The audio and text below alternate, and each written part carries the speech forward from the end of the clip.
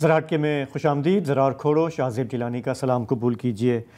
Justice Muhammad Sarfaraz Dogar اور 3 دیگر acting chief justice صاحبان نے آج اپنے عہدوں کا حلف لے لیا.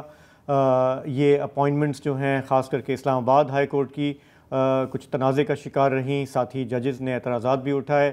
تھوڑا اس پر ہم پروگرام میں آج نظر دوڑائیں گے.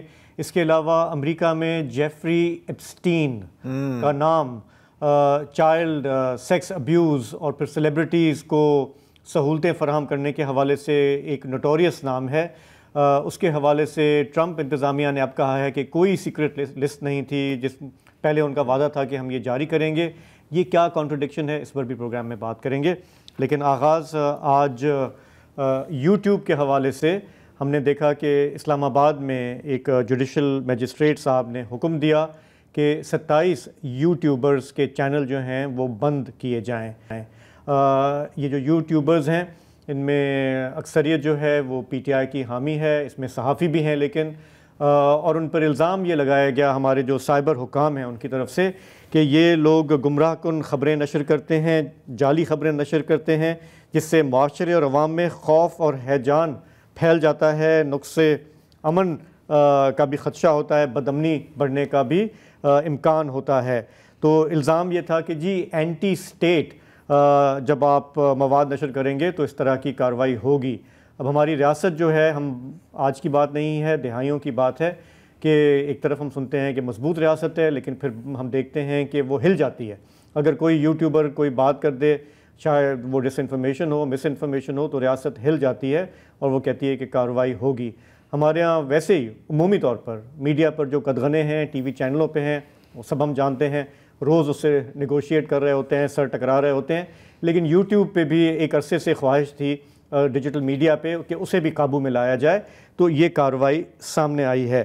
تو تھوڑا سا اس کو دیکھ لیتے ہیں کہ یہ جو اسٹیپ ہے یہ ہمارے ہاں جو یوٹیوب پہ جو لوگ کام کر رہے ہوتے ہیں ڈیجیٹل سپیس میں ہیں، چاہے وہ پولیٹیشین ہیں، جرنلسٹ ہیں، کوئی بھی ہیں، کیا امپلیکیشنز ہیں اور خود اس میں یوٹیوب کا اپنا کیا عمل دخل ہے کہ اس نے گورنمنٹ آف پاکستان کی ریکویسٹ یا عدالتی حکم نامے کو، جو کہ ابھی ابتدائی نوعیت کا بھی کہا جا سکتا ہے، کہ وہ فوراً کمپلائی کر رہے ہیں. بھارت میں بھی اس کی مثالیں موجود ہیں، اس پہ بھی بات کریں گے.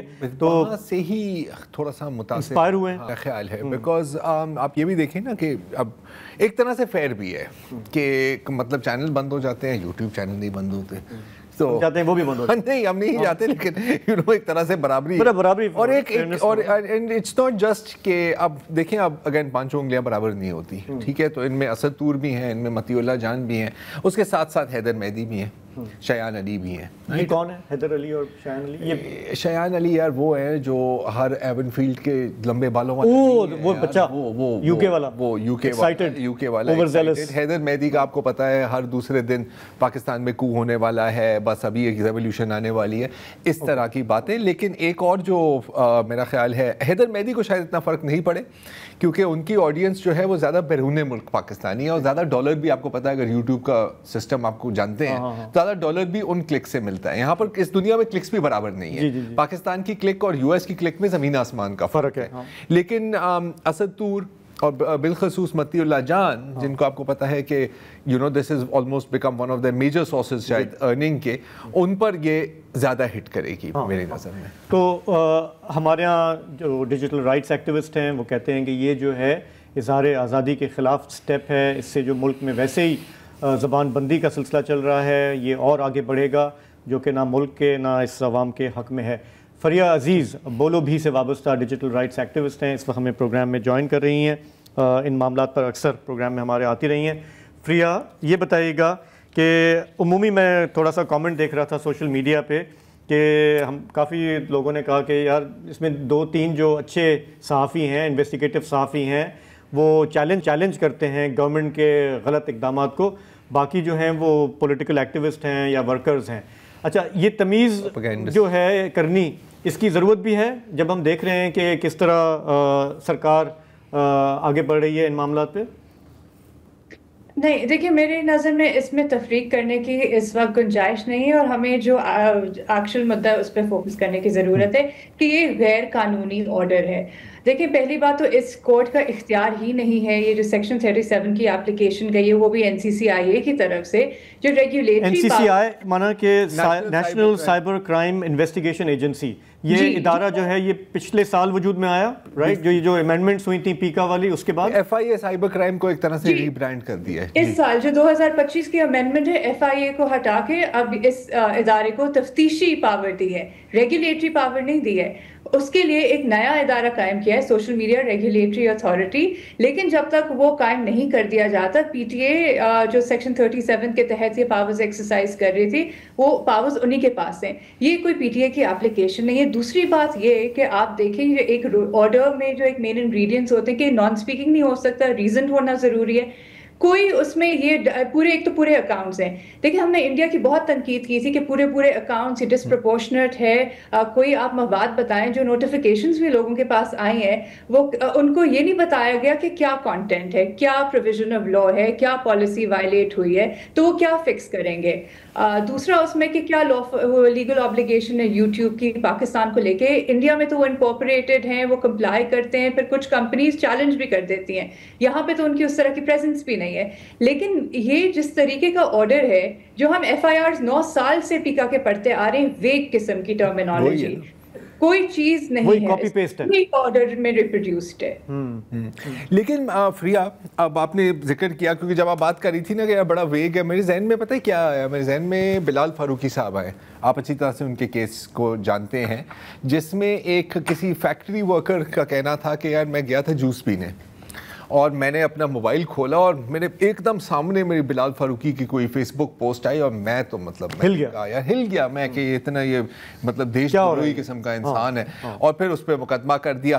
اب اگین آپ کہہ سکتے ہیں کہ وہ جو FIR تھی وہ بھی بالکل اسی طرح کی تھی، فیک نیوز، مس لیڈنگ انفارمیشن، پروپیگنڈا. لیکن ایک دفعہ پروسیس پہ پھنس گئے فریہ، تو پروسیس ہی سزا ہے نا یہاں پر. تو یہاں پر ہم کیا آگے کا پروسیس دیکھ رہے ہیں؟ لیکن بالکل پروسیس اس میں سزا ہوتی ہے، اور نے بے تحاشا کیسز میں دیکھا بلال کا کیس آج تک خارج نہیں ہوا جبکہ بالکل ہی بے بنیاد کیس ہے. مسئلہ یہاں پہ ایک اور بھی کمپلیکیشن یہ ہے کہ یہ ایک آن گوئنگ کرمنل انکوائری جو ایک کرمنل کورٹ میں چل رہی ہے، اس میں اب یہ نہ پارٹیز ہیں. تو اب سوال یہ ہے کہ وہ کس طریقے سے اس کو چیلنج، ٹپکلی تو اسی کا پروسیجر کہ میجسٹریٹ نے دیا ہے پھر سیشنز میں چیلنج ہوگا، لیکن یہ تو نہیں ہے اس میں پارٹی کسی بھی طرح سے، نہ ان کو بلایا گیا تھا نہ ان کو نوٹس دیا ہے. تو کیا رٹ میں جائیں گے؟ پھر 26ویں آئینی ترمیم کے بعد آپ کو پتہ ہے کہ جو بحث چل رہی ہے کس طرح سے کیسز لگتے ہیں نہیں لگتے. ابھی بھی گزشتہ روز پیکا کے جو کیس اور جو سنوائی ہوئی تھی تو وہ بھی چلے آ رہے ہیں جو چیلنجز ترمیم کے حوالے سے. تو یہ ایک added layer of procedural complexity ہوگی کہ اس کو کس طریقے سے چیلنج کیا جائے. ایون دو لیگل کمیونٹی میں بھی یہ کنسنسس ہے کہ یہ ایک نان اسپیکنگ آرڈر ہے، liable to be set aside. لیکن اب اس کے نان اسپیکنگ آرڈر کیا ہوتا ہے، تھوڑا اس کی وضاحت کریں. دیکھیں جو کسی بھی کورٹ آرڈر میں پہلی بات تو آپ نے واضح کرنا ہے، اپنے ریزنز ریکارڈ کرنے ہیں، بتانا ہے کہ اس میں کیا ایشو تھا، کیا آپ دے رہے ہیں. تو اس میں تو انہوں نے کچھ نہیں بتایا کہ میں نے ایویڈنس دیکھا. کیا ایویڈنس آپ نے دیکھا؟ آپ نے اس کو آرڈر کا حصہ نہیں بنایا. کوئی بھی اپیل کرے گا تو کس بنیاد پہ کرے گا؟ آپ نے ان کو نوٹس نہیں دیا، ان کو شامل نہیں کیا، ایڈورس آرڈر پاس کر دیا ان کے چینلز اور پورے چینلز کے خلاف، لیکن ان کو اطلاع تک نہیں ہوئی یا ان کو موقع نہیں فراہم کیا گیا. تو اس طرح کا آرڈر جو بالکل ہی ویگ ہے، اس میں کوئی چیز آپ نے کسی چیز کی تشریح نہیں کی ہے، کوئی وضاحت نہیں کی ہے، اور پھر اس طرح سے نان اسپیکنگ ٹپکلی یہ ہوتا ہے. آپ نے کچھ اس میں اپنا ایپلیکیشن آف مائنڈ نہیں ظاہر کیا جو کہ ہونا چاہیے کسی بھی لیگل آرڈر میں. تو وہ اس طرح سے تو یہ کمزور ہے. اور پھر آپ کہہ لیں کہ غیر قانونی بھی، کیونکہ جو پروویژنز آف لا ہیں وہ بھی نہیں آپ نے انووک کیے. 94 CRPC آپ نے انووک کر دیا ہے، اور آپ نے اب یہ لفظ اس میں دیکھیں کہ جو گوگل کو بھیج رہے کہ سب پینا نا، یہ آپ ریکارڈ نہیں سمن کر رہے، آپ کسی کو ٹیسٹیفائی کرنے کے لیے نہیں بلا رہے. آپ نے وہ US جورسڈکشن کی لینگویج اٹھا کے اور جو سب سے اپلیکیبل کلاس تھا یہاں کا کوریلیٹ کر رہا ہے 94، جو کہ بنتا ہی نہیں ہے. نہ پیکا کہ آپ نے یہ بتایا کہ آفینس اگر کسی نے کمٹ کیا ہے جو آپ کہہ رہے ہیں کون سا آفینس ہے، کون سا پروویژن ہے، اس میں تو FIR یا سمن ہوتا ہے. ٹیک ڈاؤن کس طرح سے بنتا ہے؟ لیکن مگر وہی بات ہوئی نا، وہی بات ہوئی کہ آپ نے مطلب جیسے ٹیکنیکل گیم کھیلی ہے. ٹیکنیکل گیم کھیلنے کا مطلب ہے کہ اب آپ کو جانا ہے کسی وکیل کے پاس. اب ظاہر ہے وکیل بہت کم اس طرح کے وکلا ہیں جو کہیں گے کہ یار تو میرا یار ہے، میں تجھے فری میں کر دوں گا, آپ کے وہاں پیسے خرچیں گے. اچھا پھر آپ کو یہ نہیں پتا کہ آپ نے اگر اس کو چیلنج کرنا ہے آپ نے کہاں, کیسے اور کیوں, کس بنیاد پر اس کو چیلنج کرنا ہے, تو آپ پھنس گئے. رائٹ, یہ اسٹرائک ڈاؤن بھی ہوتا ہے تو آپ کو پتا ہے کتنا ٹائم لگے گا, یہ نہیں ہوگا تو پھر آپ کوئی اور چیز اس میں سے نکال لیں گے. انٹرسٹنگ چیز یہ ہے کہ بالکل جو آپ بات ابھی کری تھی فریا, مصطفیٰ نواز کھوکھر بھی وہی بات کر رہے ہیں کہ آپ کسی کو سنے بغیر کیسے پنش کر سکتے ہیں, یک طرفہ کاروائی. ایک یہ نجم سیٹھی صاحب کی میں ٹویٹ دیکھ رہا تھا جو بڑی انٹرسٹنگ ہے, انہوں نے کہا کہ اب نام انہوں نے کسی کا نہیں لیا, انہوں نے کہا کہ یہ جو لوگ ہیں جو بہت لمبی سی فہرست ہے, ان میں سے کئی لوگوں نے مجھے بھی تنقید کا نشانہ بنایا اور شاید ڈیفیمیشن بھی کسی حد تک کی ہے, لیکن میں بھی کہتا ہوں کہ ایسا نہیں ہونا چاہیے, اس کورٹ آرڈر کو چیلنج کرنا چاہیے. اب یہ تو ہو گئی پاکستان. جاوید صاحب کا میں دیکھ رہا تھا, وہ بھی یہی بات کر رہے تھے کہ اس میں جو جس طرح کے نام ہیں, میں تھوڑے سے اور بھی لے دیتا ہوں, کچھ آپ نے لیے ہیں, عمران ریاض ہیں, صابر شاکر ہیں, آفتاب اقبال ہیں, وجاہت سعید خان ہیں, معید پیرزادہ ہیں. اب کچھ ہمارے حلقے ہیں اس ملک میں جن کے یہ لوگ بڑے فینز ہیں, یہ بڑے ہیرو ہیں, ان کی بڑی فالوئنگ ہے. اب وہ معلومات ایکوریٹ ہوتی ہیں, مبالغہ ہوتا ہے, وہ ایک دوسری بحث ہے. لیکن کہنے کا مقصد یہ ہے کہ اس پابندی کے خلاف وہ سینئر صحافی بھی آواز اٹھا رہے ہیں جو ان کچھ یوٹیوبرز کے نشانے پہ رہے ہیں, ان پہ ذاتیات پہ حملے ہوئے ہیں, ان پہ بہتان ڈالا گیا ہے. تو جو آپ کی بات فریا کہ اس میں جو پرنسپل ہے فریڈم آف ایکسپریشن کا, اور دوسرا یہ کہ اگر آپ قانونی کارروائی کو بائی لا فالو نہیں کریں گے تو پھر تو یہ ایک ایڈکٹ ہو گیا نا, کہ فرمان جاری ہو گیا جی فلاں کو بند کر دو, فلاں کو چلنے دو. جی, اور یہ دیکھیں ذاتیات اور کانٹینٹ کے بارے میں نہیں ہے, کیونکہ آپ نے بتایا نہیں ہے کہ مواد, آپ نے مواد کے بارے میں نہیں, اور جو مواد کا ذکر کر رہے ہیں ویگ ٹرمز میں, وہ اداروں کے بارے میں, وہ حکومت کے بارے میں, ریاست کے بارے میں جو ہم خوف و ہراس پھیلایا ہے. ٹھیک ہے, تو یہ کسی کی پرسنل کوئی ہیٹ سپیچ نہیں ہے, کسی نے آپ نے پرسنل اٹیک اس کے حوالے سے آپ نہیں کر رہے. آپ ہم چاہے اگری کرتے ہوں, ڈس اگری کرتے ہوں ان لوگوں کے ساتھ, ہمارے اپنے نقطۂ نظر کچھ اور بھی ہوگا, لیکن یہ پروسیجرلی فلاڈ طریقہ ہے لیگل ہراسمنٹ کا. یہ اور پتہ ہے اس میں جو ایک اور جو ایک طرح سے مزیدار اور افسوسناک بات بھی ہے مل کے, کہ چلے میں کہتا ہوں یار یہ سارے پروپیگنڈسٹ ہیں, سارے مطلب دن صبح اٹھتے ہیں تو جھوٹ بولتے ہیں, ہاں ناشتے میں کیلا کھا رہے ہوں گے کہیں گے میں انڈا کھا رہا ہوں, اتنے اس لیول کے جھوٹے ہیں. لیکن یہ جو ساری باتیں ہوئی نا کہ فیئر, پینک, ڈس آرڈر اور unrest in the general public اور سوسائٹی, میں اس وقت آپ کو تقریباً 20 ٹویٹر اکاؤنٹس یا یوٹیوب چینلز دکھا سکتا ہوں جس میں باقاعدہ ہیٹ سپیچ ہے, جس میں باقاعدہ اشتعال انگیزی ہے, جس میں باقاعدہ مطلب ویڈیوز آتی ہیں سوشل میڈیا میں, اس کا سر قلم کر دو, اس کا سر قلم کر دو. وہاں میں کبھی ایکشن نہیں دیکھتا. میری حسرت ہے کہ کسی دن میں دیکھوں گا, لیکن شاید ان قریب نہیں. فریا آپ کا بہت بہت شکریہ, آپ نے تھوڑا سا انسائٹ دی. دیکھیں گے آگے اس پہ کیا ہوتا ہے. یہاں پہ ایک لیں گے بریک, واپس آئیں گے تو ذرا میڈیا کی آزادی کے بعد عدلیہ کی آزادی کی بات کریں گے. اسلام آباد ہائی کورٹ کے چیف جسٹس ڈوگر نے آج حلف لیا ہے, یہ یہاں تک کیسے پہنچے, اس کا کیا مطلب ہے, اس پہ بات کریں گے. پروگرام میں واپس خوش آمدید. آج ہم نے دیکھا کہ اسلام آباد ہائی کورٹ کے لیے جسٹس محمد سرفراز ڈوگر کی حلف برداری کی تقریب ہوئی ایوان صدر میں. وہ کافی عرصے سے ایکٹنگ چیف جسٹس کے طور پہ وہاں کام کر رہے تھے. انہیں جب لاہور ہائی کورٹ سے ادھر لایا گیا تھا تو یہاں پہ اسلام آباد کے ساتھی ججز نے اعتراض بھی اٹھایا ان کی سینیورٹی کے حوالے سے. وہ معاملات سپریم کورٹ میں گئے, جوڈیشل کمیشن میں بھی گئے, اور ان کے حق میں فیصلے آتے گئے. فائنلی پھر زرداری صاحب کا بھی جو اس میں رول تھا اس کے توسط سے ان کی آپ سمجھیں کہ جو اسلام آباد ہائی کورٹ میں تعیناتی ہے وہ باضابطہ طور پر آج اپنے منطقی انجام تک پہنچی. ساتھ ہی ہم نے دیکھا کہ سندھ, خیبر پختونخوا اور بلوچستان میں بھی حلف برداریاں ہوئیں. وہاں پہ بھی جو چیف جسٹس صاحبان ہیں انہوں نے حلف لیا. لیکن جو سفر رہا یہ اسلام آباد ہائی کورٹ کے حوالے سے, وہاں پہ جو ججز کی رد و بدل شروع ہوئی, اس سے پہلے ہم نے دیکھا سپریم کورٹ میں ہوئی. تھوڑا اس پہ ہم نظر دوڑاتے ہیں. ہمیں جوائن کر رہے ہیں طیب بلوچ, اس بعد کے سینئر کورٹ رپورٹر ہیں, ان معاملات پر نظر رکھتے ہیں جو بھی اس میں داو پیچ اتار چڑھاؤ آئے. تو طیب یہ بتائیے گا, ہمارے کافی سارے جو دیکھنے والے ہیں وہ نٹی گریٹی کو فالو نہیں کرتے ان معاملات کی, آپ کی اس پہ نظر ہے. میں آپ سے یہ پوچھنا چاہ رہا ہوں کہ جب یہ لاہور سے 3 ججز کا ٹرانسفر ہوا تھا اسلام آباد ہائی کورٹ. اس وقت گورنمنٹ نے یہ آرگیومنٹ دی تھی کہ ہم اس کو کیا ایک فیڈرل سینٹیمنٹ کو سامنے رکھ کے کہ جی مختلف صوبوں سے ججز کو ایلیویٹ کرنا چاہیے, لانا چاہیے, وہ آرگیومنٹ انہوں نے یوز کی تھی. لیکن اس پہ اعتراض بھی ہوا تھا, کم از کم 5 ججز کی طرف سے جو اسلام آباد ہائی کورٹ کے ہیں. وہ اعتراض کیا تھا بنیادی طور پر, اور پھر ہم نے کیا دیکھا پروسیس میں کیا ہوا؟ دیکھیں, جو حکومت کی کوئی جو کوشش تھی یا اس تبادلے کی وجہ تھی وہ تو وفاقیت کو مد نظر رکھتے ہوئے چھوٹے صوبوں سے اور ایک پنجاب سے جسٹس سرفراز ڈوگر پنجاب سے, جسٹس محمد آصف کو جو ہے وہ بلوچستان سے, اور جسٹس خادم حسین سومرو کو سندھ سے لایا گیا تھا. تو اس کے ساتھ ساتھ جو 5 ججز کے جس کے آپ نے اعتراض کی بات کی, ان کا اعتراض یہ تھا کہ یہ جو ججز تبادلہ ہو کے آئے ہیں ان کا جو تبادلے کا طریقہ کار ہے وہ کانسٹیٹیوشنلی طور پہ اڈاپٹ نہیں کیا گیا. اس میں مشاورت کا ایک معاملہ اٹھایا گیا تھا کہ جو ہے وہ متعلقہ چیف جسٹس سے مشاورت ہونی چاہیے تھی اور متعلقہ ججز سے بھی مشاورت ہونی چاہیے تھی, اور ساتھ ان کا مین مطالبہ یہ تھا کہ یہ جو ججز تبادلہ ہو کے آئے ہیں تو یہ سینیارٹی اپنے ساتھ کیسے کیری کر کے لے کے آئے ہیں, جبکہ ان کو جو ہے اسلام آباد ہائی کورٹ کا الگ سے حلف لینا چاہیے, کیونکہ پہلے کسی نے سندھ کا حلف لیا ہوا ہے سندھ ہائی کورٹ کا, کسی نے بلوچستان ہائی کورٹ کا, اور جسٹس سرفراز ڈوگر نے جو ہے لاہور ہائی کورٹ کا حلف لیا ہوا ہے. تو یہاں ان کو اثر نو دوبارہ حلف لینا چاہیے.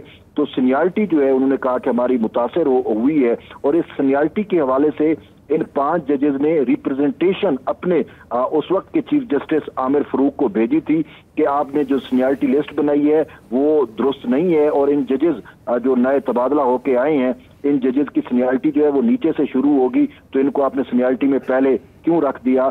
تو اس پر جو ہے اس وقت کے چیف جسٹس جو ہے انہوں نے ریپرزنٹیشن پر فیصلہ دیتے ہوئے کہا تھا کہ نہیں, یہی ججز جو ہیں وہ سینئر ہیں. اس حوالے سے انہوں نے بھارتی آئین اور قانون کا بھی حوالہ دیا اور باقی بھی دنیا کی مثالیں پیش کی تھی, اور یوں ان 5 ججز کا جو موقف تھا سینیارٹی کے حوالے سے وہ مسترد کر دیا گیا انہی کے اپنے ہی چیف جسٹس اسلام آباد ہائی کورٹ نے. اور اس کے بعد جو ہے جسٹس عامر فروق جو ہے وہ تبادلہ ہو کے سپریم کورٹ آ گئے, تو وہاں پہ چیف جسٹس کی پوسٹ خالی ہو گئی.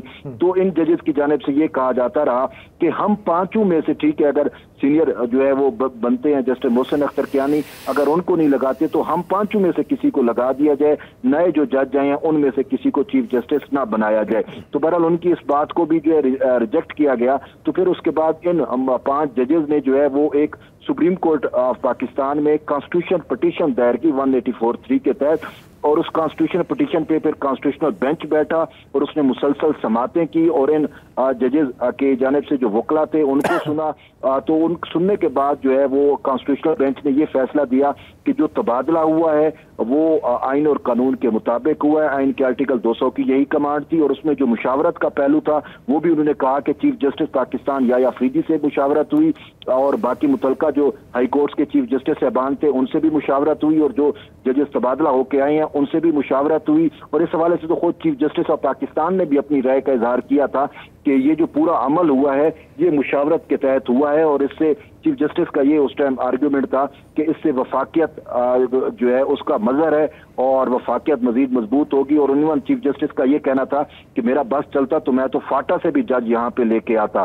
تو اس کے بعد جو ہے کانسٹیٹیوشنل بینچ نے تبادلے کو جو ہے وہ قانونی قرار دے دیا, آئینی قرار دے دیا, لیکن جو سینیارٹی کا ایشو تھا وہ ایشو بھیجا گیا صدر مملکت کو, اور ان کو کہا گیا کہ ان ججز کی ڈیٹ آف اپوائنٹمنٹ دیکھ کر جو ہے وہ سینیارٹی کا ایشو طے کیا جائے. اور اس کے بعد صدر مملکت نے جو ہے وہ تمام ججز کی جو ہے وہ سینیارٹی کے حوالے سے ایک اپنی رائے بھی دی, اور پھر وزارت قانون نے نوٹیفیکیشن بھی کیا, اور اس کے تحت جو ہے وہ جسٹس سرفراز ڈوگر کی جب اپوائنٹمنٹ کی تاریخ دیکھی گئی لاہور ہائی کورٹ میں, اور یہاں پہ جو سینئر 3 جج کہلا رہے تھے جسٹس محسن اختر کیانی ان کی دیکھی گئی, تو یوں جسٹس سرفراز ڈوگر کی جو تعیناتی ہے بطور جج وہ جسٹس محسن اختر کیانی سے بہت پہلے کی تھی. تو اسی وجہ سے پھر جسٹس سرفراز ڈوگر کو جو ہے وہ سینئر 3 جج جو ہے وہ ڈکلیئر کیا گیا. لیکن اس کے بعد ہم نے دیکھا کہ جب جوڈیشل کمیشن کا اجلاس ہوا یا ہو رہا تھا یا ہونے لگا تھا, تو اس ٹائم جو ہے वो फिर इन जजेस की जानिब से इंट्रा कोर्ट अपील भी दायर कर दी गई सुप्रीम कोर्ट के इस फैसले के खिलाफ। साथ ये मुद्दा इख्तियार किया गया कि बाकी जो 3 हाई कोर्ट्स हैं उसमें बेशक आप मुस्तकिल चीफ जस्टिस लगाएं, लेकिन जब तक इंट्रा कोर्ट अपील का फैसला नहीं हो जाता उस वक्त तक जो है वो जस्टिस सरफराज डोगर की बतौर चीफ जस्टिस तैनाती को रोका जाए। लेकिन जुडिशल कमीशन ने जो है उनके इस इतराज को जो है वो वजन नहीं दिया और उसके बाद जुडिशल कमीशन ने जो है वो जस्टिस सरफराज डोगर को सीनियर मोस्ट होने की वजह से जो है वो मुस्तकिल चीफ जस्टिस भी तैनात कर दिया। तो हम ये कह सकते हैं जिस तरह आपने बताया कि जुडिशल कमीशन हो, चीफ जस्टिस हो, प्रेसिडेंट हो, गवर्नमेंट हो, वो सब तकरीबन सहमत थे, वो एक पेज पे थे और जो एतराज़ात थे वो आहिस्ता आहिस्ता करके सारे हट गए और यूं एक प्रोसेस जो है वो एग्जॉस्ट हो गया। अब बुनियादी सवाल कि ये जो कुछ हुआ इस्लामाबाद हाई कोर्ट में, और हम सब जानते हैं कि इस्लामाबाद हाई कोर्ट, वैसे तो हर हाई कोर्ट की अहमियत है लेकिन उसकी एक ख़ास अहमियत है क्योंकि वो कैपिटल में है। बुनियादी सवाल साइलिन के पॉइंट ऑफ व्यू से, अवाम के पॉइंट ऑफ व्यू से, कि ये जो कुछ हुआ इससे अब हम क्या एक्सपेक्ट करें कि इस्लामाबाद हाई कोर्ट का तकद्दुस ऊपर गया, उसका वक़ार ऊपर गया, उससे हम एक इम्पार्शल जो है जस्टिस की हम उम्मीद कर सकते हैं या उसको कहीं पे धचका लगा है? देखें, जैसे आपने बात की, बात तो बड़ी वाज़ेह हुई कि जब chief justice of Pakistan on board थे, बाकी मुतलका जो हाई कोर्ट्स के चीफ जस्टिस थे वो ऑन बोर्ड थे, सदर थे, वजारत कानून थी और वजीर आज़म ऑफिस था, तो इनकी जो अंडरस्टैंडिंग थी आइन और कानून की वो प्रिवेल की, और जबकि इन जो 5 जजेस की अंडरस्टैंडिंग थी वो प्रिवेल ना कर सकी। लेकिन उसके साथ साथ हमने ये चीज देखी कि जब इन जजेस का भी तबादला किया गया उस वक्त से इस्लामाबाद हाई कोर्ट में एक डिवाइड बड़ी वाज़ेह हो गई, और हमने ये भी देखा कि इन 5 जजेस में से अक्सर ने अपने ही जो उस टाइम तो कायम मकाम थे जस्टिस सरफराज डोगर, उनके खिलाफ भी फैसले देने शुरू कर दिए और खासकर बेंच की तश्कील और इन पे बड़े एतराज उठाए गए। लेकिन अब अगर नेक्स्ट का हम मामला देखें, अब वो मुस्तकिल चीफ जस्टिस तो बन चुके हैं, लेकिन एक चीज हमें नजर आ रही है कि जस्टिस मोहसिन अख्तर कियानी बरह रास्त जो है वो मुतासर हुए हैं, लेकिन उन्होंने गुडविल आप कह दें कि जो भी समझें कि उन्होंने जो है वो खुद जब सरफराज डोगर की नॉमिनेशन हुई बतौर मुस्तकिल चीफ जस्टिस तो उन्होंने जाके उनको उनके चैम्बर में मुबारकबाद भी दी। लेकिन हमें होप फॉर द बेस्ट होनी चाहिए, लेकिन जो चीज नजर आ रही है सतह पे वो ये है कि डिवाइड जो है वो बहुत ज्यादा वाज़ेह हो गई है, और अब ये जो है वो खुद जस्टिस सरफराज डोगर के ऊपर डिपेंड करता है कि आया वो अपने इन 5 साथी जजेस को कैसे लेके चलते हैं या उनको साइडलाइन करते हैं या क्या करते हैं, उनको केसेस मिलते भी हैं नहीं मिलते, इससे वाज़ेह हो जाएगा। तैयब बलोच साहब बहुत बहुत शुक्रिया आपने इसको रिकॉल। जो तो मुझे बहुत अच्छी बात लगी कि हर सूबे से लोगों को चुना जा रहा है, मुझे वो चारों सूबों की जंजीर वाला जुमला याद आता है। और जहाँ तक तैयब साहब ने कहा कि होप फॉर द बेस्ट, तो इसका जो आखिरी जुमला है इस कहावत का वो है hope for the best expect the worst. हाँ, हमेशा बंदे को जिंदगी में तैयार रहना चाहिए। मेरी नज़र में यू शुड ऑलवेज एक्सपेक्ट, तबाही भी आ सकती है लेकिन उम्मीद पर दुनिया कायम है। चलें यहाँ पे एक ब्रेक लेते हैं, वापस आएंगे तो ज़रा पाकिस्तान से बाहर चलेंगे अमेरिका, और वहाँ पे एक डॉजी कैरेक्टर हैं जेफरी एप्स्टीन, थोड़ा उनकी ज़िंदगी पे और उनके कारनामों पे नज़र दौड़ाएंगे। Welcome back. और आपने यकीनन जेफरी एप्स्टीन का नाम कहीं ना कहीं सुना होगा, ख़ास तौर पर पिछले 2-3 रोज़ में। ये एक बिलियनर थे, ये जेफरी साहब ये एक बिलियनर थे, एक फाइनेंसर थे, एक इन्वेस्टर थे, और एक वक्त पर अमेरिकन और बल्कि पूरी अमेरिका और यूके की अशराफिया में एक बहुत ही पॉपुलर कैरेक्टर थे। और वो इसलिए क्योंकि वो बहुत आलीशान पार्टीज़ थ्रो करते थे, तो ज़ाहिर है कि लोग आते थे। अच्छा, जहाँ भी वो जाते थे तो उनके साथ उनकी उस वक्त की गर्लफ्रेंड और सोशलाइट गिस्लेन मैक्सवेल साहिबा भी थी। ये है गिस्लेन मैक्सवेल साहिबा। अच्छा, अब जब आप इस लेवल पर खेल रहे होते हैं तो फिर आपके हर बंदा आपका दोस्त बनना चाहता है। तो हॉलीवुड के टॉप एक्टर्स और प्रोड्यूसर्स जैसे हार्वी वाइनस्टीन जो खुद इस वक्त जेल में है, राइट, और रेप चार्जेस, केविन स्पेसी, उन पर भी काफ़ी इल्ज़ाम आते हैं, क्रिस टकर, फिर मिलियनेयर बहुत छोटी बात है, बिल गेट्स साहब, ये बिल गेट्स साहब उनके साथ खड़े हुए हैं, और इंग्लैंड के Prince Andrew, bill Clinton, Prince Andrew साहब यहाँ, और फिर एलन डर्शोविट्स जो आपको पता है बहुत फेमस एक प्रो इजराइल वकील है, और हाँ, last but never least American صدر ڈونلڈ ٹرمپ. یہاں اپنی جوانی کی ان کی جوانی کی تصویر ہے یہاں پر. اچھا اتنے پیسے تھے ان کے پاس کہ یہ اکثر کبھی بل کلنٹن کو اپنے پرائیویٹ جہاز میں لے کے چلو یار آج ویکینڈ کے لیے افریقہ نکلتے ہیں, یہ کرتے ہیں, یہ سارا چل رہا ہوتا تھا. یہ آئلینڈ یہ ہے ایپسٹین آئلینڈ. پھر اس دوران انہوں نے یو ایس ورجن آئلینڈز میں یہ ایک پورا جزیرہ خرید دیا کہ بھائی یہاں پر اب صرف پارٹی ہوگی, ٹھیک ہے. تو ہنڈریڈز آف پیپل آتے تھے جاتے تھے, اور مطلب سارے ٹاپ کلاس لوگ, ہمارے جیسے لوگ نہیں شاہزیب, ٹاپ لیول بلینئرز سارے, میں پوری لسٹ بتا دیا, میں دوبارہ نہیں سناؤں گا. اور اس دوران ظاہر ہے کہ جب آپ اس لیول پر پہنچتے ہیں تو پھر آپ چاہتے ہیں کہ یار مجھے اپنے فلاحی کام کے لیے بھی لوگ پہچانے, تو ہارورڈ کو گرانٹس دے دی, یہاں گرانٹس دے دیے $30 ملین ہارورڈ کو, یہ سارا چلے. لیکن 2005 میں پھر کچھ ریولیشن سامنے آئی, کچھ انکشافات ہوئے, جب ایک 14 سال کی لڑکی کے خاندان نے پولیس کے پاس گئی میامی میں اور کہا کہ ان کو, میری بیٹی کو ان کے مینشن پر, ان کے گھر پہ مولیسٹ کیا گیا تھا, ریپ کیا گیا تھا, اور صرف جیفری ایپسٹین سے نہیں اور بھی لوگوں سے. اور پھر یہ بھی انکشاف کیا کہ وہاں پر جتنی بھی لڑکیاں تھیں وہ کم عمر کی تھیں, بچیاں تھیں, 14 سال 15 سال سے, مطلب ہائی اسکول اسٹوڈنٹس وہاں پر ریکروٹ کی جاتی تھی. اور بعد میں پتہ لگا کہ جو غسلین میکسویل صاحبہ ہے وہ پروکیورمنٹ کا کام کرتی تھی, جو خاتون جو ابھی خاتون دکھائی ہے. اچھا چلیں, کچھ زیادہ نہیں ہوا, ان کے خلاف ایک پرچہ کاٹا گیا, وہ نیگوشیٹ کر دیا, نکل گئے. پھر ایک کے بعد درجن اکیوزرز, اور پھر ایونچولی ہنڈریڈز آف اکیوزرز سامنے آئیں, جنہوں نے کہا کہ نہ صرف ایپسٹین نے ہمیں مطلب وہاں پر بلیک میل کر کے ہمیں ریپ کیا ہے, بلکہ پرنس اینڈرو کے خلاف الزامات آئے, ایلن ڈرشووٹس, کافی لوگوں کے پاس. جی جو ساری میں نے لسٹ دی ہے, اس کا یہ مطلب نہیں ہے کہ یہ سب اس میں ملوث تھے یا ان کے نام بھی آئے ہیں, لیکن یہ ان کے قریبی ساتھی تھے. لیکن پھر کیا ہوا کہ پرچہ کاٹا جاتا تھا, وہ نیگوشیٹ کر دیتے تھے. کچھ انویسٹیگیشنز کو پتہ نہیں اوپر سے روکا گیا, پتہ نہیں کیوں, پتہ ہے کیوں, وہ میں بھی آپ کو تھوڑی دیر میں بتاؤں گا. اور کہیں کہیں وہ پلی بارگن کرتے رہے کہ یار میں چھوٹے جرم کا اعتراف کر لیتا ہوں, بڑے جرم پہ مجھے آپ معاف کر دیں. یہ گیم چلتی رہی, اور یہاں پر پھر بڑی کنسپریسی تھیوریز نے جنم دیا کہ یار کوئی تو ہے جس کا ہاتھ ہے اس کے اوپر, یہ کیسے نکل جاتا ہے ہر دفعہ. مطلب صحیح ہے, پیسے بہت ہیں لیکن پاور بھی اس کے ساتھ بہت ہے, یہ پاور کہاں سے آئی. لیکن پھر کیا ہوا, اچھا, اور اس کے ساتھ ساتھ پھر 2019 میں گیم تھوڑی سی پلٹنے لگتی ہے, جب ایک, اب مجھے ادارے کا نام یاد نہیں ہے, بٹ ایک صحافی نک برائنٹ رپورٹ کرتے ہیں کہ اس کے گھر کے, ایپسٹین کے گھر میں, اور بالخصوص اس نے جو اس جزیرے پر جو ایک پارٹی ہاؤس بنایا تھا, اس کے ہر کمرے میں CCTV کیمرے ہیں, اور اس نے لوگوں کی ویڈیوز بنائی ہوئی ہیں کم عمر لڑکیوں کے ساتھ, اینڈ اس کو ان ویڈیوز کو وہ کی مدد سے وہ ان کو بلیک میل کر رہے ہیں. 2019 میں پھر ایپسٹین کو, جولائی 2019 میں ایپسٹین گرفتار ہوتے ہیں اور ان کو جیل بھیجا جاتا ہے. اور پھر اچانک 1 ماہ بعد ایک خبر آتی ہے کہ بڑی افسوس کی بات ہے, جیفری ایپسٹین صاحب نے تو خودکشی کر دی ہے جیل کے اندر. اچھا, اب یہ کوئی تھانے کا لاک اپ نہیں تھا, یہ US federal high security prison تھی. اور بڑی مزیدار چیزیں پھر سامنے آئی کہ وہاں پر 2 گارڈز تھے جن کی 24 گھنٹے کی ڈیوٹی ہوتی ہے, وہ روٹیٹ کرتے ہیں. جس وقت ایپسٹین صاحب نے خودکشی کی اس وقت وہ دونوں سوئے ہوئے تھے.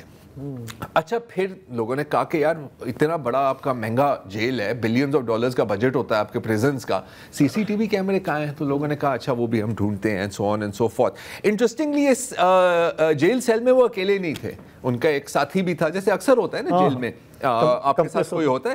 لیکن پتہ نہیں کیوں اس کی ایپسٹین کی موت سے کچھ روز یا 1 ہفتہ پہلے اس کو کہا کہ یار تم اب یہاں سے نکل جاؤ. تو یہ ساری چیزیں اکیلا کر دیا, اور پھر ظاہر ہے اس نے خودکشی کر دی. حالات میں جی مطلب لوگ کہتے ہیں جی قتل کیا گیا, لوگ کہتے ہیں لیکن سرکار نے کہا خودکشی. سب سے زیادہ کس نے کہا کہ قتل کیا گیا؟ ڈونلڈ ٹرمپ کے سپورٹرز نے, جس میں ایلیکس جونز ہیں, جس میں کیش پٹیل جو اس وقت ڈائریکٹر FBI ہیں, آپ نے دیکھا ہوگا نا, بہت بڑی پھٹی ہوئی آنکھیں ہیں ان کی, وہ یہ والے سر, وہ کہتے تھے کہ سر, یہ پوڈ کاسٹر تھے نا پہلے, اور یہ کہتے تھے کہ یار نہیں, اس میں کور اپ ہے, اور کور اپ کس نے کیا ہے؟ ڈیموکریٹک پارٹی اور جو بائیڈن نے, کیونکہ اس میں بل کلنٹن کا نام آ رہا ہے, اس میں اچھا میں اقتدار میں آ کے سب کو بے نقاب کروں گا, میں اقتدار میں آ کے سب کو بے نقاب کروں گا, یہ وعدہ ہے, یہ وعدہ ہے. اچھا کچھ حد تک یہ وعدہ پورا بھی کیا, کیونکہ جب ٹرمپ آئے تو سارے اس کے بیس نے کہا کہ اب تو انصاف ہی انصاف ہے نا, اب we will make America great again, ان سارے لوگوں کو ہم بے نقاب کریں گے. اور جو پھر اقتدار میں آنے کے بعد جو اٹارنی جنرل ہیں امریکہ کی پیم بونڈی صاحبہ, انہوں نے کہا کہ سر یہ تمام فائلیں جو ایپسٹین کی ہیں نا اس کی پوری لسٹیں کہ کس کو کون اس کا کلائنٹ تھا کون, وہ میری ڈیسک پر ہیں, اب آپ دیکھیں کہ کیا ہوتا ہے. ٹھیک ہے, لیکن پھر اچانک آج نہیں سوری کل خبر آتی ہے کہ جی ڈپارٹمنٹ آف 2 پیج کی خبر میمو آیا کہ ڈپارٹمنٹ آف جسٹس نے پوری تحقیقات کی ہیں اور کوئی اس میں کلائنٹ لسٹ نہیں ہے اور نہ ہی ہمارے پاس کوئی ثبوت ہے کہ کسی نے بھی کسی قسم کا کام کیا, اور نہ ہی یہ ویڈیوز ہمارے پاس اویلیبل ہیں. اچھا پھر ایک دم آپ دیکھتے ہیں سب سے یو ٹرن. پیم بونڈی جو 1 ماہ قبل کہہ رہی تھی کہ جی ڈیسک پہ میری چیزیں پڑی ہوئی ہیں, وہ کون ہے؟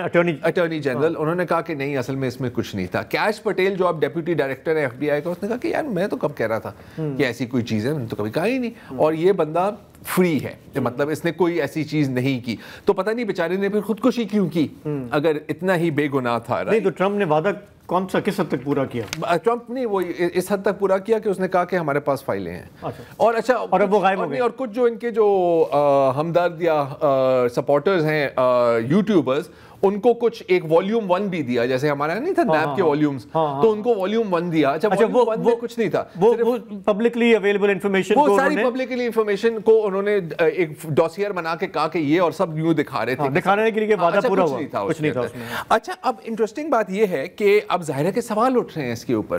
تو سوال کیا اٹھ رہے ہیں کہ ایک تو جو ویڈیو ریلیز کی ہے ایپسٹین کی جیل کی دروازے کی, اس میں کچھ منٹس مسنگ ہیں. ہاں, ہائی سیکیورٹی پریزن میں CCTV میں ایک گیپ ہے. تو صحافی ظاہر آپ کو پتا ہے کہ اس طرح کے سوال تو پھر پوچھتے ہیں. تو انہوں نے US اٹارنی جنرل پیم بونڈی سے یہ سوال پوچھنے کی کوشش کی, اور اس کے بعد دیکھیں کیا ہوتا ہے. Yeah, sure. If I could I just interrupt for 1 second? Are you still talking about Jeffrey Epstein? This guy's been talked about for years. You're asking, we have Texas, we have this, we have all of the things. And are people still talking about this guy, this creep? That is unbelievable. مطلب سوال بونڈی سے تھا, Trump نے کہا کہ نہیں ایک second یار, تو مطلب پوری دنیا میں مطلب ٹیکسس میں فلڈنگ ہو رہی ہے, آپ لوگ آگے بڑھیں یہ مان. اچھا لیکن جو ماگا کے جو کور سپورٹرز ہیں جیسے کہ ایلیکس جونز وغیرہ, وہ آگے بڑھنے کا نام نہیں لے رہے. وہ کہہ رہے کہ سر آپ نے مطلب وعدہ کیا تھا, ہمارا دل توڑ دیا, جو میں نے آپ کو سمجھا تھا وہ آپ نہیں تھے. اچھا اب یہاں پر یہ سٹوری ختم نہیں ہوتی, کیونکہ ایپسٹین شروع کہاں سے ہوا تھا, اور اس کے بظاہر اسرائیل اور موساد کے ساتھ جو کانٹیکٹس کی سٹوری ہے وہ بھی بڑی مزیدار ہے. ایک وقفہ لیتے ہیں, پھر اس کے بارے میں بتاتے ہیں. جی تو ڈپارٹمنٹ آف جسٹس نے کہا ہے کہ ہمیں کچھ نہیں ملا, یہ اس چیز سے اب آگے اس کو دفاع کرو, آگے بڑھو. لیکن تھیوریز ابھی تک چل رہی ہیں. اب بہت ہی انٹرسٹنگ کہانی یہ ہے کہ جیفری ایپسٹین تھا کون, مطلب وہ آیا کہاں سے تھا. اتنا تو ہمیں پتہ ہے کہ بلینئر ہے, وہاں سے اس کی ہسٹری شروع ہوتی ہے. لیکن یہ ایک اچھا, اس نے کبھی کالج کی ڈگری حاصل نہیں کی. کالج میں یہ فزکس سائنس پڑھ رہے تھے, اور پھر اسی بنیاد پر یہ ایک ہائی اسکول میں سائنس ٹیچر بن گئے, اور وہاں سے اچانک ایک فائنینشیل گرو بن جاتے ہیں. یہ کیسے ہوتا ہے؟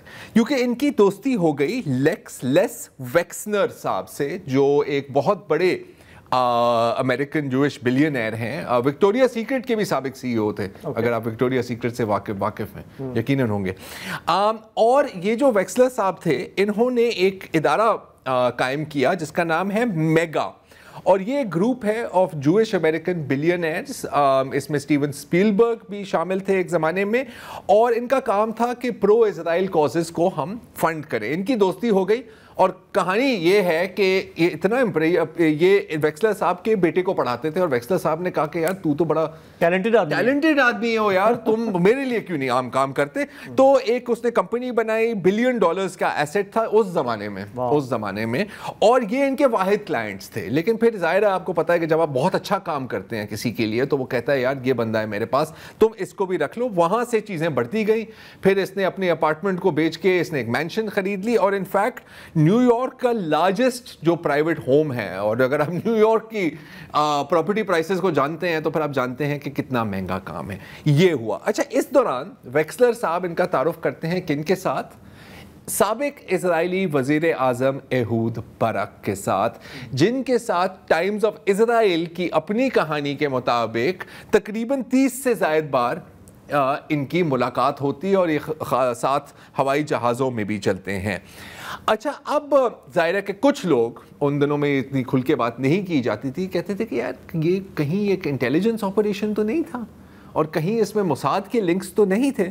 اور یہ کون کہہ رہے ہیں, میں نہیں کہہ رہا, یہ سابق امریکہ کے سابق نیشنل سیکیورٹی ایجنسی کی جو کاؤنٹر سپائی ہیں, وہ جاسوس جن کا کام ہے دوسرے ممالک کے جاسوسوں کو پکڑنا, جان شلنڈلر نے کہا ہے کہ جی میں جب اس کو دیکھتا ہوں میں 100% کنونسڈ ہوں کہ یہ ایک اسرائیلی آپریشن ہے. اور بطور ثبوت, ایک جو ثبوت وہ پیش کرتے ہیں کہ جب 2008 میں لگ رہا تھا کہ یار اب ایپسٹین پھنسنے والا ہے, بعد میں تو وہ 2019 میں پھنسا نا, 2008 میں جب وہ پھنسنے والا تھا تو جسٹس ڈپارٹمنٹ نے کیس خارج کر دیا صرف 3 الفاظ کی بنیاد میں کہ ہی belongs to intelligence, اور کوئی وجود ساڑھا بندہ ہے, ساڑھا بندہ ہے یا ساڑھے بندہ ہے, جو بھی آپ دیکھنا چاہیں, ٹھیک ہے, لیکن اور کوئی نہیں کرتا. تو پھر ایک اور بندہ ہے آری بن مناشے, اور یہ سابق موساد ایجنٹ ہیں, اور یہ کہتے ہیں کہ جی دونوں جیفری ایپسٹین اور ان کی one time girlfriend Ghislaine Maxwell صاحبہ دونوں اسرائیلی ملٹری انٹیلیجنس کے لیے کام کرتے تھے, اور ان کا بنیادی کام تھا ہنی ٹریپ کرنا. ہنی ٹریپ آپ اچھی طرح سے جانتے ہیں کہ کیا ہے, اور پھر اس سے جو ویڈیوز اور جو ریکارڈنگز ملتی تھیں ان سے یہ جو ٹاپ کے پولیٹیشنز, ٹاپ کے پبلک فگرز ہیں, ان کو بلیک میل کیا جاتا تھا. اچھا, نہ صرف یہ, انہوں نے ان کا آری صاحب کا یہ بھی کہنا ہے کہ ان کا اصل تعارف اس دنیا میں کس نے کیا, غسلین میکسویل کے والد رابرٹ میکسویل نے. اچھا, رابرٹ میکسویل کون ہے, یہ ایک الگ کہانی ہے. رابرٹ میکسویل ایک میڈیا بیرن تھے. روپرٹ مرڈاک کو آپ جانتے ہوں گے, Fox News, Sun I think شاید, اور اس طرح کی جو ہیں جن کی ایک بہت ہیوی رائٹ ونگ اور پرو اسرائیل ٹلٹ ہے, یہ ان کے قریبی ساتھی تھے, اور ان کے اوپر باقاعدہ کتابیں لکھی گئی ہیں ان کے, جس میں ان کی رابرٹ میکسویل اور موساد کے لنکس کو ڈیٹیل کیا گیا ہے. اور انٹرسٹنگ بات یہ ہے کہ بالکل ایپسٹین کی طرح رابرٹ میکسویل نے بھی خودکشی کر لی تھی. وہ ان کی لاش ملی سمندر میں کہ وہ یاٹ پر اپنے گئے تھے, اور اتنا وہ اداس ہو گئے کہ انہوں نے وہاں سے چھلانگ مار کے خودکشی کر لی. یہ تھی ان کی سٹوری. اچھا, ایک اور خودکشی بھی ہے اس پورے سلسلے میں, اور وہ ہے ورجینیا گویفرے کی. ورجینیا گویفرے نے الزام لگایا تھا نہ صرف ایپسٹین پہ, یہ ہے ورجینیا, بلکہ پرنس اینڈرو پر بھی, کہ ان دونوں نے مجھے مولیسٹ کیا ہے, ان دونوں نے مجھے ریپ کیا ہے. اور کچھ میں اسی سال یہ خبر آتی ہے کہ ورجینیا گویفرے نے بھی خودکشی کر لی ہے, حالانکہ کچھ 2 سال پہلے اس نے کلیئرلی پوسٹ کیا تھا سوشل میڈیا پہ کہ میں بالکل خودکشی کبھی نہیں کروں گی, مجھے انصاف چاہیے, جب تک مجھے انصاف نہیں ملے گا میں زندہ ہی رہوں گی, اور اگر آپ نے کبھی یہ خبر پڑھی کہ میں نے خودکشی کی ہے تو آپ سمجھ لیں کہ مجھے قتل کیا گیا ہے. لیکن پولیس اور عدالتوں نے کلین چٹ دے دی ہے کہ یہ خودکشی ہی تھی. تو series of alleged murders, mysterious circumstances, اور ڈاٹس اس طرح سے ملتے ہیں, ڈاٹس تو اس طرح سے ہی ملتے ہیں. اچھا, اب اگین آپ کو پتا ہے کہ Mossad is a master at کیا کہتے ہیں, ہنی ٹریپس. اچھا, انٹرسٹنگ بات یہ ہے کہ جب ایلون مسک, ہمارا بڑی ہے ایلون مسک, جی, اس کا جب, اور ڈونلڈ ٹرمپ کی تھوڑی سی چلے آسان الفاظ میں پھڈا ہو گیا جب ان کا, تو اس نے بھی ایک ٹویٹ کی تھی کہ ڈونلڈ ٹرمپ از ان دی ایپسٹین فائلز. بعد میں وہ ٹویٹ ڈیلیٹ کی تھی. آج بھی میں ان کی ٹویٹس دیکھ رہا تھا تو وہ کہہ رہے تھے کہ یار کیا ہوا, اور اس نے کاؤنٹ ڈاؤن بھی لگا دیا ہے کہ یار یہ کتنی دیر میں انصاف ملے گا, وہ جو لسٹ تھی وہ کہاں ہے. تو یہ ہے, تو مطلب بیہائنڈ دا سینز دنیا کی جو پاور پالیٹکس چل رہی ہوتی ہے, بیہائنڈ دا سینز یہ ہو رہا ہوتا ہے. اب اگر آپ اس تھیوری کو مان رہے ہیں تو بہت چیزیں ایکسپلین بھی ہوتی ہیں کہ جو دنیا کی جو سب سے پاورفل, صرف پولیٹیکل نہیں, سیلیبریٹیز, پبلک انٹلیکچوئلز, وکلا, وہ کیوں اتنا کتراتے ہیں اسرائیل کی مذمت کرنے سے. کیا ان کی کوئی ویڈیو یا کوئی فائل وائل تو موجود نہیں ہے کسی ٹیل اویو کے سیکرٹ کمپیوٹر یا سیکرٹ لاکر میں. تو یہ سوال مجھے بس وہ یاد آ رہا ہے ایک جج جس نے فیصلہ سنایا تھا نواز شریف کے خلاف, اور جب برسوں بعد انہوں نے کہا جی میری ویڈیو کیسٹ ہے ان کے پاس, اور مجھے بلیک میل کیا گیا کہ یہ فیصلہ دو ورنہ تمہاری ویڈیو کرتے ہیں. تو یہ ہتھ کنڈے جو ہیں, ہتھ کنڈے ہی ہیں نا, ہتھ کنڈے مختلف گورنمنٹس کرتی ہیں, ہمارے یہاں بھی ہیں, اسلام آباد میں بھی آپ کو پتہ ہے جب لوگ جا کے ٹھہرتے ہیں وہاں پہ جو گھر ہیں یا ہوٹلز ہیں, اگر آپ آپ کا کردار صحیح نہیں ہے تو بہت آسان ہے آپ کسی چنگل. اکثر کہتے ہیں کہ مطلب کوئی اگر آپ کو اس طرح اپروچ کرے تو آپ یہ سوچیں کہ یار if it's too good to be true then it's neither good nor true. تو اس کے پیچھے کوئی گیم ہے, لیکن بندے کا ایگو ہوتا ہے آخرکار. تو بلیک میلنگ کی دنیا میں پتہ نہیں کیا کیا کرائمز ہو جاتے ہیں. آج کے پروگرام میں اتنا ہی, ہمیں یہاں اجازت دیں, کل آپ سے پھر ملاقات ہوگی. خدا حافظ, شب بخیر.